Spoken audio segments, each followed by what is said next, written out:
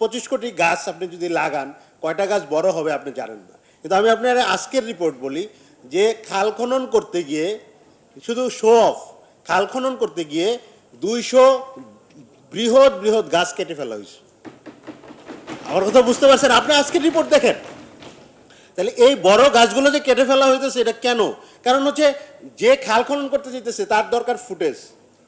আমি এই জায়গায় বলতেছি, আমি কোনো দোষারোপের রাজনীতি করতে এখানে আসি নাই। আমরা এক জেনারেশনের আলোচনাটা আগায় নিতে চাই যে এই যে ফুটেজের কারণে আমি কি করতেছি, আমার ফোকাস খাল খনন, আমি গাছ যা মন চায় তা হোক, অন্য কিছু যা মন চায় তা হোক ইগনোর করলাম।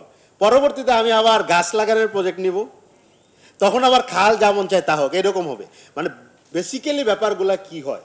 বেসিক্যালি ব্যাপারগুলো হয় হচ্ছে আমি বিদেশ থেকে ওই যে ভাই বললেন যে বিশ্ব ব্যাংক অমুক তমুক, আমি বিভিন্ন ইনভেস্টমেন্ট আনি, আমি বিভিন্ন ঋণের ফাঁদে দেশকে ফালাই এবং আমি একটা কমিশন নেই, কমিশন নিয়ে আমি রিচ হই, আমার কানাডায় একটা বাড়ি হয়, আমার মালয়েশিয়া একটা বাড়ি হয়, আর যে এলাকা ওই রকমই থেকে যায়।